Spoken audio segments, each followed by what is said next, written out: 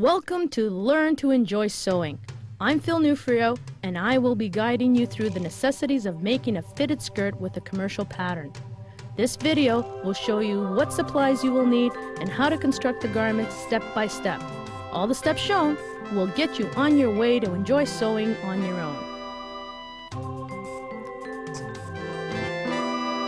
So turn off your steam on your iron and make sure it's at a medium heat.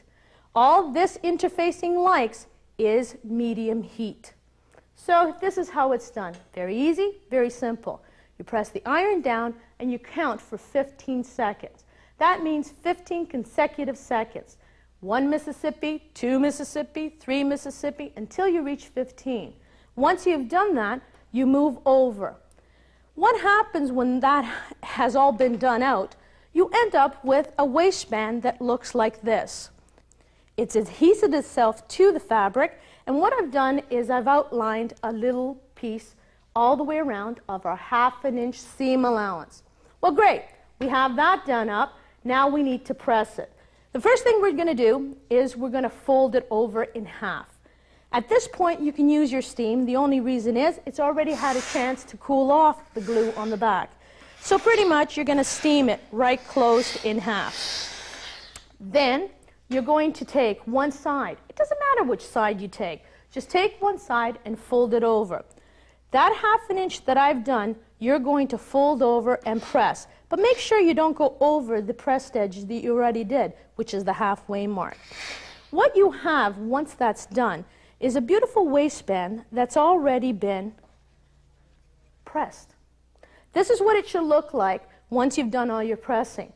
Once this is accomplished, it's now time for you to actually go ahead to the sewing machine and start your sewing on the sides. So let's go to the sewing machine. The first thing you have to do with the sewing machine is, don't forget, realign everything. When you realign everything, you have to realign your stitch length, and you have to make sure you got the right foot on it. What we're going to be doing is we're going to open up the waistband, make edge to edge, hit. So here we go. We're going to sew a 1/2 inch seam allowance. Don't forget your back stitch. You're going to do both of them, a 1/2 inch seam allowance. What we need to do is we need to trim away all of this. If we don't trim away this section, you're going to have a lot of bulk. So we need to get rid of it. And this is how it's done. You angle and cut away. Angle and cut away. Then we need to trim off half. So we half it and just cut away. What happens is all of that trimming gets rid of all the bulk that's inside. So now we have beautiful ends with not a lot of fabric sticking in the middle. That's your waistband. This waistband now gets applied to your skirt. It's now time to put on the waistband. We're going to apply right sides together. The piece that we did not fold over and press, we're going to extend it from the zipper 1.5 inches. So that you have something that looks like that and something that looks like that with right sides together. We're going to pin it all the way around.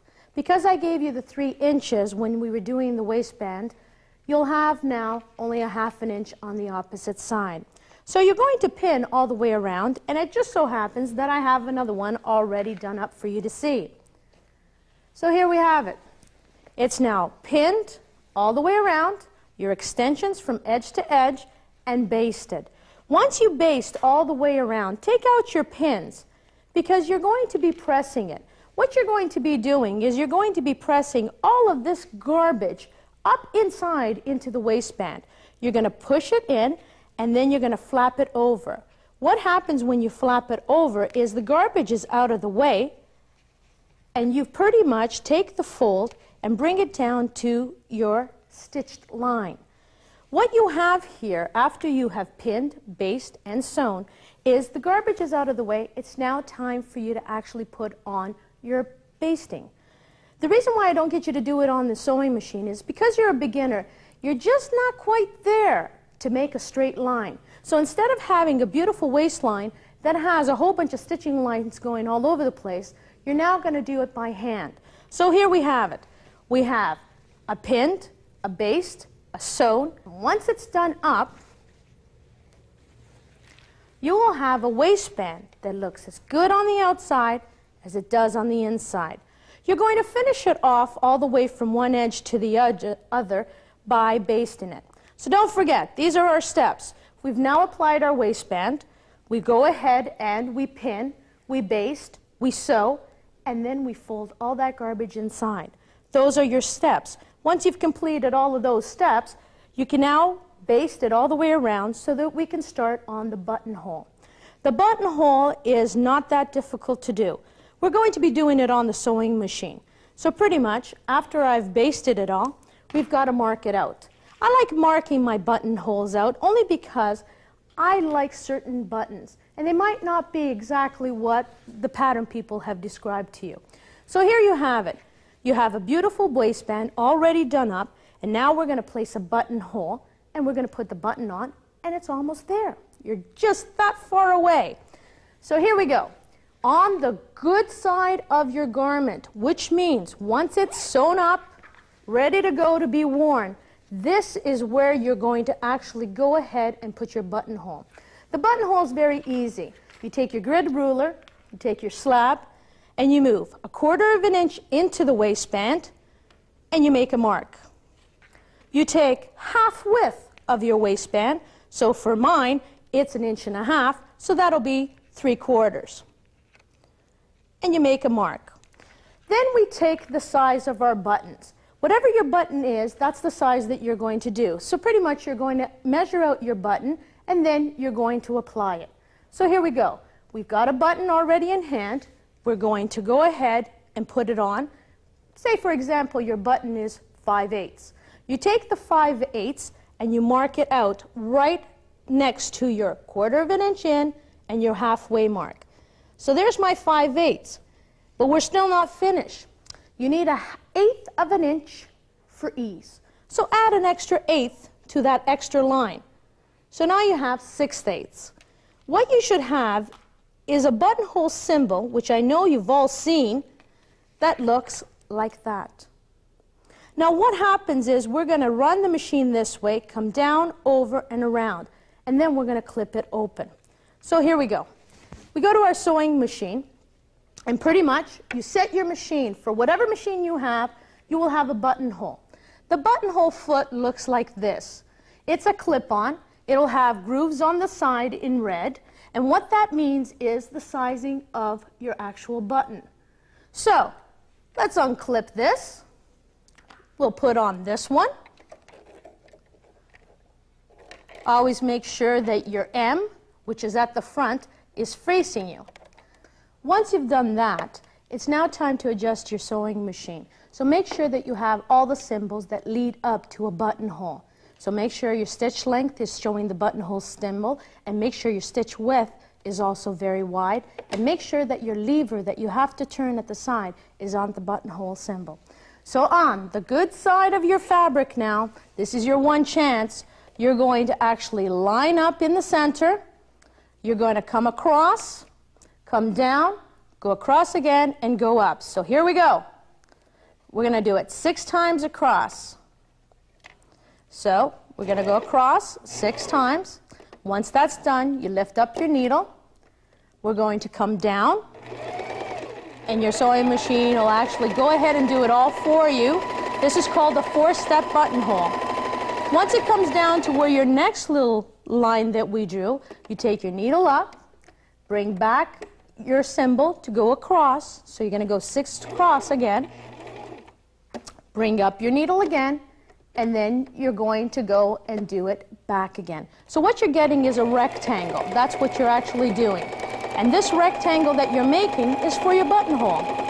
So be careful when you're coming back. Once you've done it right up to where you first started, I like to tack mine in just a tiny bit. So I just give it a once over. Once you've done that, you'll have a buttonhole that all you have to do now is just trim off. Get rid of all these extras. You don't need any extra threads hanging around. We have to open this. This is very easy to open. We're going to go and grab one of our pins. We're going to put a pin in the center, and then you're going to take your seam ripper.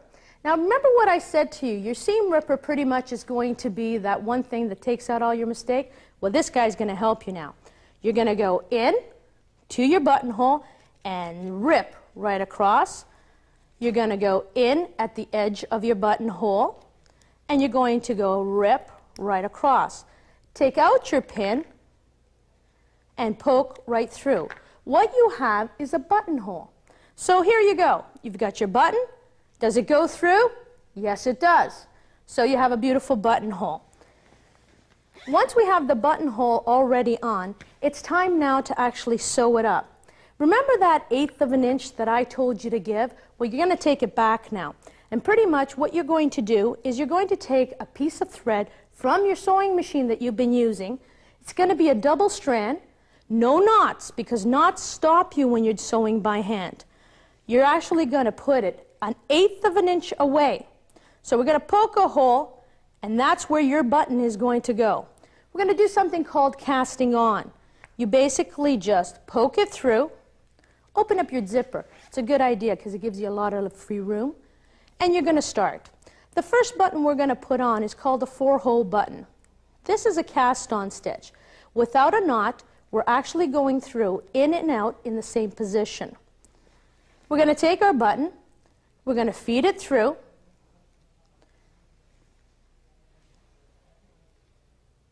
and we're going to start going. What you need to know is, do I want it to go this way, the stitches, or do I want it to go across? Whatever you do, we don't want to mess back here, so whichever way you started casting off is the way that you have to start doing this button. So on we go.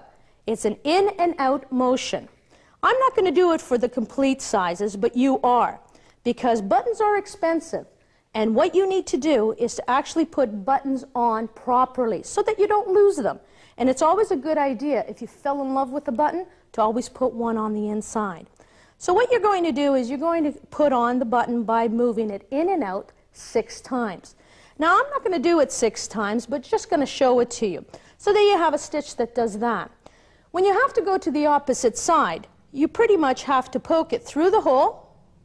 So we're going to get it through one hole, but you don't go back inside and try to make a mess back here.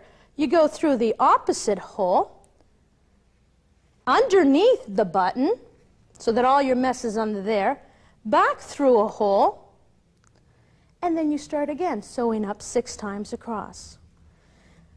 And pretty much that is all there is to a whole button. You're just going back and forth, back and forth.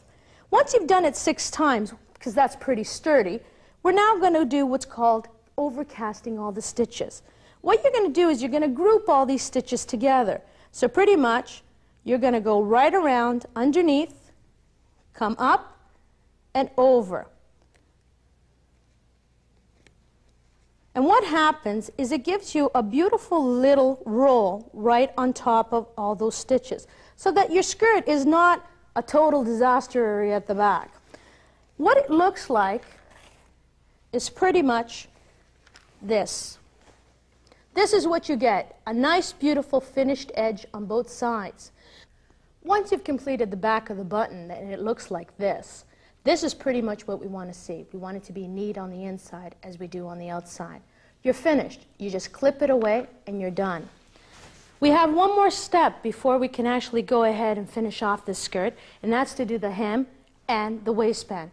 Remember, we're going to be doing it by hand, so you're going to take a relatively just short little strand of thread, no knot, because we're doing another hand stitching, and we're going to do something called slip stitch. A slip stitch pretty much comes towards you if you're right-handed, and if you're left-handed, it goes away from you.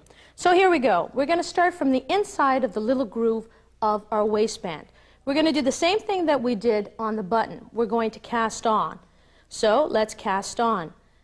We go in once, we go in twice, and 3 times. Once you've done that, you're going to be maneuvering yourself in and out just to grab all those little ends so that you get a nice, secure, little tight corner. The reason why I do this is I find that beginners tend to need all the help they can get with their hand and eye coordination. This will help you on the sewing machine, trust me. So you might as well keep going. Basically, a slip stitch is what it says, slip stitching. You're going to slip it inside Just grab a little tiny bit, and you're going to come out through the top of the waistband, and in it goes. Slip again, a little tiny bit, up through the waistband, and slip it closed. What you're doing is you're doing a little tiny slip stitch that's about, I would say a ½ inch to about 1/4 of an inch away. Now, it's very difficult to say slip stitch over and over again, so just remember that you're slipping it underneath. This is one of the best ones that we have in the sewing industry that is still used. A lot of times people don't understand that this is more secure than just a regular stitch. So once you've done that, and we're almost there, you're going to do the hem as well. What your actual skirt, once it's completed, will look like this. You'll have a slip stitch at the bottom of your hem, which you're going to be using your hem guide to accurately mark out. You'll also have a slip stitch at the top, which secures everything on the inside. So there you have it, a beautiful, completed, fitted skirt. You're on your way to making great outfits, but don't forget, there's a lot more to sewing than just this beginning stage. So we'll have to see each other in the intermediate. So all I can say to everybody out there is enjoy and good luck. Have great, great sewing all the way through. Bye-bye.